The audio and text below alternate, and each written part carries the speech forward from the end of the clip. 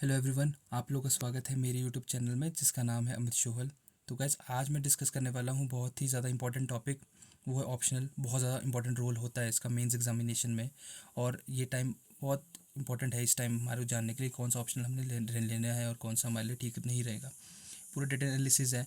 पिछले साल के जितने भी रिजल्ट हैं उनको थोड़ा कंपाइल किया है सो दैट आपको अंडरस्टैंडिंग हो जाए कि हाँ मैं हिमाचल में क्या चीज़ बेटर हो सकती है। तो वीडियो थोड़ी लंबी होने वाली है, पर पूरी वीडियो देखना, आपको सच में बहुत ज़्यादा हेल्प होने वाला है।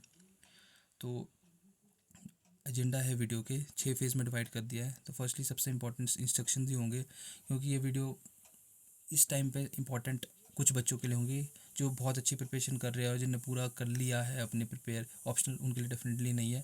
उनके लिए ये इंपॉर्टेंट होगा कि किस तरीके से फ्रेमवर्क प्रिपेयर किया और उनको पता लगेगा कि अभी हम कौन से फेज़ में हैं, इसलिए वो भी इस वीडियो को ज़रूर देखना। और फिर पूरा डाटा एनालिसिस करेंगे प्रीवियस ईयर के ट्रेंड में, किस सब्जेक्ट में कितने नंबर आए, कितने बच्चे क्वालिफाई हुए हैं और क्या सक्सेस रेट रहा है, सब कुछ उसमें रहेगा। फिर देखेंगे फैक्टर कि कौन से फैक्टर मैटर करते हैं सिलेक्शन के लिए। फिर एक फ्रेमवर्क आएगा जो उसको डेफिनेटली अपने पास रखना और उसको फॉलो करना। इसको स्टेप बाय स्टेप फॉलो करोगे तो सिंपल हो जाएगा सब कुछ आपके लिए प्रिपेयर करना। देन उसके बाद मैं अपनी स्टोरी भी डिस्कस करूँगा कि मेरे को क्या प्रॉब्लम आई थी प्रिपरेशन में जिस वजह से मेरे 2-2.5 साल काफ़ी वेस्ट हुए। और ये वीडियो बनी ही इसलिए सो दैट आपके वो साल वेस्ट ना हो और आपको पहले से पता हो कि आपका ऑप्शनल कैसे बेटर हो सकता है। And last is the valuation. तो सबसे पहले तो गाइज कल ही मैंने टेलीग्राम चैनल में डाल दिया था ये क्वेश्चन। इसका मोटिव ही ये था क्योंकि मैंने इस वीडियो में डिस्टिंग्विश करना था कि कौन किसके लिए है वीडियो और किसके लिए नहीं है। तो इसमें मैंने यही 4 पार्ट दिए थे। सबसे पहले तो वही स्टूडेंट्स थे जिनका सिलेबस हो गया था। सेकंड वन वो थे जो मिड वे में थे। एंड थर्ड वन वो जो बिल्कुल स्टार्ट किया है। एंड फोर्थ वन जिन्होंने चूज़ नहीं किया। जो लास्ट के दो है उनके लिए ये वीडियो बहुत ज़्यादा इंपॉर्टेंट है, क्योंकि अब स्टार्टिंग फेज़ है आपका। जो ऊपर के दो है उनके लिए पूरा उन्होंने सिर्फ फ्रेमवर्क देखना है और देखना किस तरीके से आप और कौन से पार्ट में अभी आप पहुँचे हो। तो उसके बाद इंपॉर्टेंट इंस्ट्रक्शन वही जो मैंने आपको टेलीग्राम ग्रुप में दिया, और यही चीज़ बताने के लिए कि वही कि लास्ट के दो जो ग्रुप है उनके लिए ही वीडियो है। और जो ऊपर के पार्ट के लोग होंगे उनको बस ये फेस देखना है कि कौन सा कैसे आप फ्रेमवर्क को यूज़ कर सकते हैं। तो ठीक है, ये ऑथेंटिक डेटा है, गवर्नमेंट के डेटा को यूज़ करके पूरा किया है जो ऑलरेडी कमीशन के साइट में अवेलेबल भी है। एंड ये पहले ये देख लो, आपकी जो सोशोलॉजी के टॉपर्स थे उनका स्कोर लास्ट टाइम 487 था।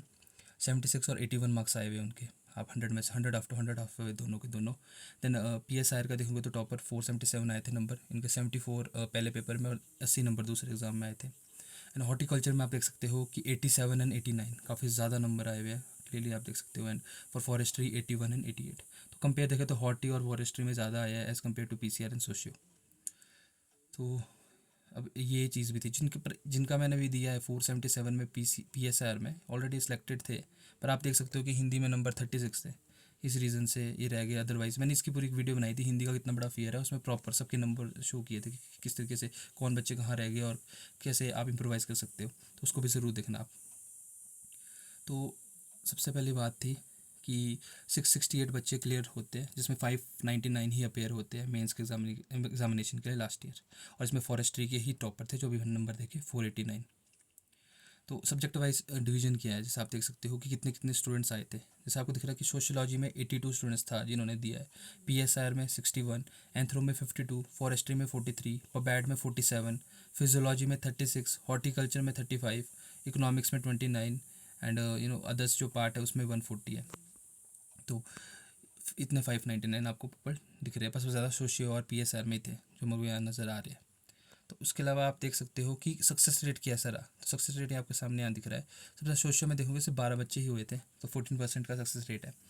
PSR में देखोगे 7/61, तो 11% है। एंथ्रो का 7/52, 13% है। फॉरेस्ट्री का 10/43, 23.26 है। पबैड का आप देख सकते 3/47, 6%। फिजियोलॉजी का 5%। हॉर्टिकल्चर का 9/35 का 25.71 चल गया इसका परसेंटेज। इकोनॉमिक्स के 3 थे तो 10%, एंड बाकी जो बचे 14%। तो यहाँ आपको सामने दिख रहा है कि क्लियर डिफरेंस हो रहा है कि फॉरेस्ट्री और हॉर्टिकल्चर में काफ़ी अच्छा स्कोर रहा था बच्चों का। एंड सोशलॉजी में उसके बाद दिख रहे हैं आपको नंबर, पर ये है कि नंबर ऑफ स्टूडेंट सबसे ज़्यादा सोशियो में थे जो सिलेक्ट हुए हैं, पर परसेंटेज में तो फॉरेस्ट्री और हॉर्टिकल्चर है। तो अब क्या क्या फैक्टर देख सकते हैं अगर आपने डिसाइड करना है, तो बहुत फैक्टर डिसाइड होते हैं। तो सबसे पहले है एकेडमिक। देखो अगर आपका एकेडमिक है, सपोज यू BA MA इन्हीं सब्जेक्ट में हुई है और लग रहा है कि बहुत ज़्यादा स्ट्रॉन्ग है, तो इट इज़ नो नीड कि वो स्विचिंग करो, एटलीस्ट उसको ही कंटिन्यू करो, अच्छा रिजल्ट आता है। लाइक रैंक 1 एंड रैंक 2 उनका बैकग्राउंड ही वही था, इस वजह से उनको ऑप्शनल भी बहुत हेल्पफुल हुआ क्योंकि वो चीज़ उन्होंने 4-5 साल पढ़ी हुई थी। बट अगर लग रहा है कि नहीं, कहीं ना कहीं थोड़े डिफरेंसेस है, नहीं अच्छे से प्रिपेयर हो सकता अपना सब्जेक्ट, तो डेफिनेटली स्विचिंग करो। देखो रिस्क नहीं ले सकते इसमें, 50-60 नंबर का सोच रहे हो तो it is a very big problem, आपको टारगेट करना पड़ेगा 70-80 मार्क्स। तो स्विचिंग ज़रूरी है। तो ये चीज़ हो सकती है।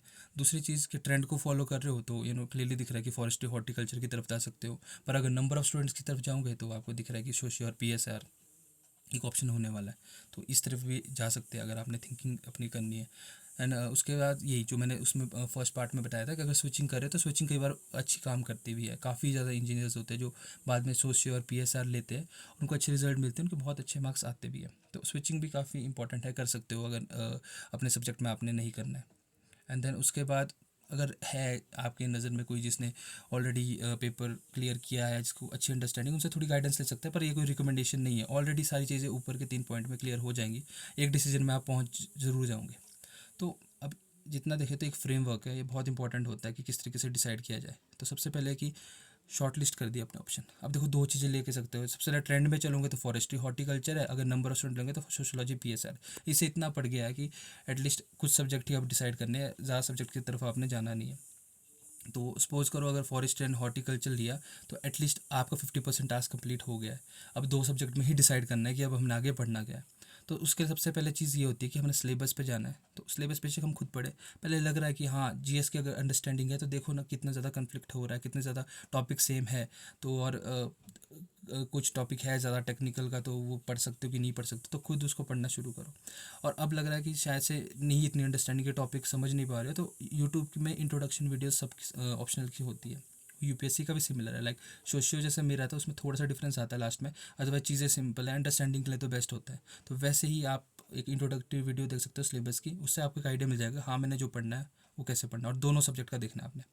जब ये चीज़ होगी उसके बाद आपने रिसोर्सेज पे जाना है। तो जो हम रिकमेंड कर सकते हैं, देखो अगर रीडिंग पसंद है, रीड के और वीडियोस पे ज़्यादा रिलाई नहीं करते, तो डेफिनेटली NCERT सबसे बेस्ट रिसोर्स होता है मेरे लिए पढ़ने के लिए स्टार्टिंग में। और अगर लग रहा है कि रीडिंग से बेटर मैं थोड़ा विजुअलाइजेशन पे अंडरस्टैंडिंग कर सकता हूँ, तो यूट्यूब में वीडियोस होती है, प्लेलिस्ट सबकी सर्च करो, आपको स्टार्टिंग में प्लेलिस्ट मिल जाएंगी जिनकी बहुत सारी वीडियोस होती है, बिल्कुल टॉपिक वाइज पढ़ाया होता है उन्होंने। तो आपने उनमें क्या करना है, डेफिनेटली 7 डेज़ देने हैं आपने। तो पहला सब्जेक्ट होगा उसको 7 डेज़ देना है, टारगेट करना है चैप्टर 1 और उस सेकंड का भी थोड़ा सा पार्ट कवर हो जाए, क्योंकि जो स्टार्टिंग के चैप्टर होते हैं ना वो बहुत इंपॉर्टेंट होते हैं। या सोशियो है तो सोशियो का पहला चैप्टर इतना ज़्यादा इंपॉर्टेंट है कि आपको पहले ही समझ आ जाएगा कि सोशोलॉजी सब्जेक्ट मैटर बना कैसे। लाइक जैसे उसमें थोड़ा सा एग्जांपल देता हूँ, जैसे हम उसमें फ्रेंच रेवोल्यूशन को पढ़ते हैं। फ्रेंच रेवोल्यूशन के बाद थोड़ा सा इशू क्रिएट हो गया था कि बहुत ज़्यादा आइसोलेशंस आ गई थी, और डिवोर्स रेट बढ़ने लग गए थे, इंडिपेंडेंट लेना रहना शुरू कर लिया था, मिडिल क्लास आने शुरू हो गई थी, तो उसका सॉल्यूशन ढूंढ रहे थे। तो वहाँ से फिर सब्जेक्ट मैटर निकलता है और सब बहुत सारे मॉडर्निस्ट होते हैं, अपने आइडियाज़ देते हैं। तो वहाँ से एक अंडरस्टैंडिंग आ जाएंगे और समझ जाएंगे कि नहीं मैंने ये चीज़ करनी है। तो ये चीज़ फॉरेस्ट्री और हॉर्टिकल्चर में भी अप्लाई कर सकते हो आप। 7 डे देने एक सब्जेक्ट के लिए, तो थोड़ा उसको अंडरस्टैंड करोगे, आपको स्टार्टिंग में पता लगेगा मेरे को समझ आ रहा है कि नहीं आ रहा है। And then 7 days for other subject. जब वो दो चीज़ें आप कर लोगे तो आपने मैक्सिमम काम अपना कवर कर लिया होगा, क्योंकि अब दो ऑप्शन है जिसमें अच्छे से स्टार्टिंग समझ गए हो, और वहाँ एक तरफ जाना ईजी हो जाएगा, और आप ट्रस्ट कर सकते हो प्रोसेस पे, ट्रस्ट कर सकते हो अपने रिसोर्स पे, और स्टार्ट कर सकते हो। तो अब अगला काम यही होगा, जो प्ले लिस्ट छोड़ दी उसको पूरा कंप्लीट करो। मेरा ये मानना है कि जो ऑप्शनल डिसाइड कर लिया पहले कोचिंग में ना जाओ। जो ऑलरेडी यूट्यूब में कंटेंट भी होता है, कई बार अच्छा कंटेंट भी होता है, मेरे को भी हेल्प कर रहा था, जैसे मैं अभी अपनी स्टोरी में बताऊंगा अभी आपको। पर इसके लिए सबसे बेस्ट ये रहेगा कि वो प्लेलिस्ट पूरी कंप्लीट कर लो। जैसे ही वो प्लेलिस्ट पूरी की पूरी कंप्लीट हुई तब आपका टाइम है कि अब एक कोचिंग देख लो, क्योंकि अगर लग रहा है और कोचिंग नहीं लग रही तो सेल्फ स्टडी करो। लाइक अगर सोशियो में थे तो मेरे को याद था कि हरलम्बस और सांगवान की बुक बहुत ज़्यादा इंपॉर्टेंट है, उसको रिवाइज करके वहाँ से और चीज़ एक्सट्रैक्ट कर सकते हो, तो आप पढ़ सकते हो। पर कोचिंग भी ले सकते हो, अगर है नहीं रिसोर्सेज तो डेफिनेटली कोचिंग की तरफ भी जाओ, पर ये पार्ट पूरा का पूरा कंप्लीट करो। और तभी जैसे कोचिंग चलेंगी तो नोट्स तैयार होंगे, रोज़ आंसर राइटिंग्स होंगी, आपके क्रिस्प नोट्स बनेंगे, तो सारा काम बहुत सिंपल होगा। 3-4 महीने लगेंगे इसके लिए, पर आप एटलीस्ट ऐसे पोजीशन पर पहुंच जाओगे कि आपको भरोसा हो जाएगा कि हाँ जो मेरा ऑप्शनल है वो बेस्ट है। तो ये चीज़ ही बहुत इंपॉर्टेंट होती है। और मैं थोड़ा सा अपना ऑप्शनल की जर्नी आपके साथ शेयर करता हूँ। लाइक HS शुरू करने से पहले ऑलरेडी मैंने बहुत कम्पिटेटिव एग्जाम दे लिए थे, जैसे मैंने अपने ग्रुप में भी डाला है कि वो क्लियर हो गए थे। लाइक एडवांस हो गया, गेट हो गया, UGC नेट JRF हो गया, ये एग्ज़ाम क्लियर हो गए थे। तो इससे एक भरोसा हो गया था कि इलेक्ट्रॉनिक्स पे थोड़ी कमांड अच्छी है और इस पे ही रिलाई करके प्रिपेयर करूँगा। बट EC पे कोई ऑप्शनल है नहीं, तो इसके अलावा दो ऑप्शनल होते इससे क्लोज, लाइक फिजिक्स और इलेक्ट्रिकल इंजीनियरिंग। तो सोचा मैंने एक्सप्लोर करता हूँ एक चीज़ करने का, पर जब धीरे धीरे उसको करना शुरू किया तो पता लगा इसमें बहुत ज़्यादा टाइम कंज्यूमिंग हो रहा था। मेरा ये केस था कि मेरे से ज़्यादा पढ़ा नहीं जा रहा था, लाइक 9 से 10 घंटे ही मैं बिल्कुल एफिशिएंट रह सकता हूँ, और मैंने और सब्जेक्ट भी पढ़ने थे। और उस रीज़न में पूरा टाइम मुश्किल से बहुत ज़्यादा टाइम लग जाता था, 3 से 4 घंटे भी लग जाते थे एक टॉपिक करने में। तो इस वजह से मैंने यही डिसाइड किया कि एटलीस्ट अभी थोड़ा रुक जाता हूँ, और प्रीलिम्स पास आ गया था तो प्रीलिम्स के लिए प्रिपेयर कर लूँ, उसके बाद डिसाइड करूँगा कि कौन सा ऑप्शनल मैंने पढ़ना है। और सबसे बड़ी गलती थी मेरी कि मैंने प्रीलिम्स के बाद वेट किया तभी शुरू किया। पर जब प्रीलिम्स हो गया था उसके बाद जब टाइम मिला था, सिर्फ 2.5 महीने थे प्रिपेयर करने के लिए, और तब मैंने डिसाइड किया नहीं, मैं इससे सोशो में जाता हूँ। तो सोशो के लिए मेरे को रिसोर्सेज मिल गया था, तभी मैंने स्लीपी क्लासेस की यूट्यूब में वीडियोस देखी थी। बहुत सारी प्लेलिस्ट थी, पर वो 2.5 महीने थे। प्लस मैं अतुल्य प्रोग्राम था सिविल स्टेप का, उसके पार्ट का, उसमें भी पार्ट था मैंने लिया हुआ। तो उसमें सारी चीज़ें कवर होती है, बस ऑप्शनल कवर नहीं होता। ऑप्शनल टेस्ट सीरीज़ अलग से मिलती थी, पर ऑप्शनल आपने खुद प्रिपेयर करना है। बाकी उसकी भी कोचिंग देते हैं, अलग से आपको लेनी पड़ती है, पर मैंने सोचा कि मैं खुद ही पढ़ूंगा उस चीज़ को। तो मैं उसको देखता था, साथ साथ फिर और चीज़ें भी हमने करनी होती थी। फिर आपका 2.5 महीना है, फिर जब वो बड़ी मुश्किल से वो कंप्लीट हुई तब जाके मेरे को कोचिंग उस टाइम पे लेनी पड़ी, क्योंकि बिल्कुल यूट्यूब पे रिलाई नहीं कर सकते। रिसोर्स चाहिए जो आपको सारा कंटेंट दे और किस तरीके से आप चीज़ें और एक्सट्रैक्ट करें, इसलिए मैंने उस टाइम पहले ली कोचिंग भी ले ली थी। तो वो चीज़ भी कर रहा था साथ साथ, पर इस साथ साथ और सब्जेक्ट प्रिपेयर करने थे। उस रीज़न में ये हो गया कि हिंदी के लिए प्रिपेयर नहीं कर पा रहे थे। तो काफ़ी ज़्यादा प्रेशर हुआ था उस मोमेंट पे कि कैसे सारी चीज़ें एक साथ प्रिपेयर करें, पर वो 2-2.5 महीने एकदम से आ भी गए थे। तो उस टाइम पे यही रिज़ल्ट रहा कि वो 405 मार्क्स भी पूरे नहीं आ पाए, प्लस हिंदी में 40 मार्क्स भी नहीं, तो दोनों के दोनों ही क्राइटेरिया फेल हो गए थे। रीज़न यही हो गया था क्योंकि उस टाइम पे प्रिपेयर कर रहे थे, इतनी आंसर राइटिंग भी नहीं हो रही थी। तो ये तो मैं तभी सबको बोलता हूँ कि प्री से पहले ही प्रिपरेशन होनी चाहिए, वो ज़्यादा बेटर रहती है। तो यही चीज़ है, थोड़ी मैं वैल्यूडेशन भी बोल सकता हूँ कि जब भी प्रिपेयर कर रहे हैं, एटलीस्ट हमारे पास इसके कंसाइज नोट्स होने चाहिए, अप्रोच शीट्स बनी होनी चाहिए, रिवीजन मटेरियल्स होना भी चाहिए हमारे पास, ऑप्शनल का सारा।